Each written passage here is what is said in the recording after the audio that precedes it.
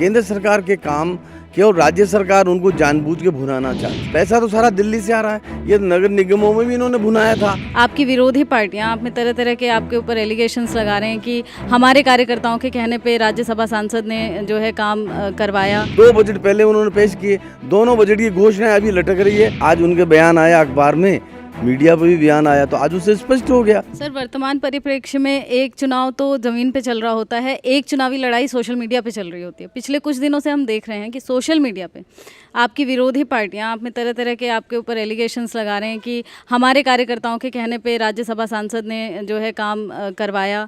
अभी हाल ही में वल्लभनगर विधानसभा का मामला सामने आया जिसमें आपके राज्यसभा सांसद के कामों को लेके यहाँ के क्षेत्रीय दल जनता सेना दल ने एलिगेशंस आप पे लगाए थे, जिसके लिए आपके राज्यसभा सांसद की आज प्रतिक्रिया भी आई। दूसरी विधानसभा में हम देख रहे हैं कि कांग्रेस भी कई जगह पे यही क्लेम कर रही है कि राज्य सरकार ने काम कराए हैं। इसको आप किस तरह से देखते हैं? भाई देखिए, आप राज्यसभा के हमारे सांसद हैं हर्षवर्धन जी, और भारतीय जनता पार्टी के लोगों के कहने पे उन्होंने काम दिए हैं, तो उसको ये जनता सेना वाले गलत तरीके से ले रहे हैं।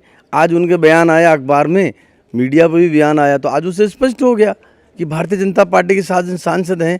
चूँकि हमारा विधायक नहीं है तो भी भारतीय जनता पार्टी के हमारे मंडल अध्यक्ष हैं, मंडल के पदाधिकारी हैं, हमारे ज़िले के पदाधिकारी हैं, उनके कहने से विकास के काम दिए हैं। दूसरा मैं कह रहा था कि ये जो केंद्र सरकार के कामों की जहाँ तक बात है, केंद्र सरकार के काम केवल राज्य सरकार उनको जानबूझ के भुनाना चाहती है। जो हमारे जितने भी केंद्र सरकार के काम आ रहे हैं, हमारे जो जल संसाधन मंत्री हैं हमारे शेखावत जी, उनके मद से काम आ रहे हैं, और सब जगह कार्यकर्ताओं ने पंचायत समितियों से प्रस्ताव भेजकर हमने सारे काम कराए हैं। इसलिए वो तो केवल ये है कि भाई राजस्थान में सरकार इनकी है, अब पैसा तो सारा दिल्ली से आ रहा है। ये नगर निगमों में भी इन्होंने भुनाया था। पैसा हमारा दिल्ली का, दिल्ली से हम प्लान बना के भेज रहे हैं, दिल्ली से पैसा भेज रहे हैं, और ये लोकप्रियता लेना चाह रहे हैं। लेकिन वो बात अब चलेगी नहीं। जनता के सामने ये जो बवंडर मचा रखा था, वो तस्वीर बिल्कुल साफ़ हो गई, और वल्लभनगर विधानसभा हम जीतेंगे। और जो जितना डेवलपमेंट का काम दिल्ली से हो रहा है, मैं कह रहा हूँ आज राजस्थान की सरकार विधानसभा में घोषणा कर रही है, बजट घोषणा कर रही है, अब पैसा ही नहीं है इनके पास में।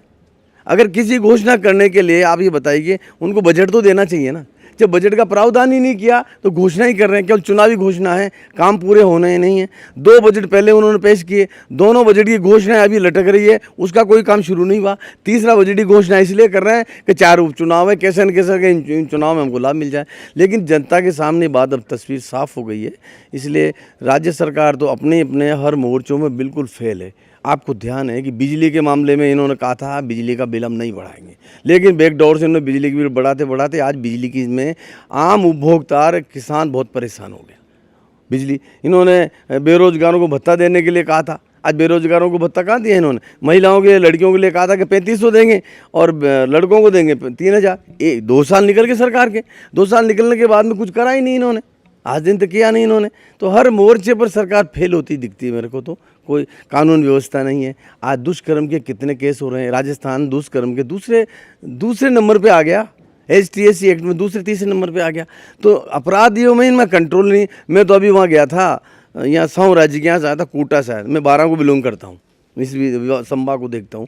तो मैं अभी रास्ते में बैठा था, तो वहाँ एक होटल पे हमारे कार्यकर्ता मिल गए, जहाँ चाय पानी के लिए उन्होंने मुझे रोक लिया। कह रहे थे कि साहब हमारे यहाँ अफीम की चोरी हो गई, एक गरीब आदमी ने जो अफीम का बाल्टी रखी थी वो चोर उठा के ले गए। अब पुलिस वाले को अता पता नहीं। तो ऐसी हरकतें हो गई है, डिसकंट्रोल है। पुलिस प्रशासन, सरकार की कोई नाम की चीज़ नहीं है।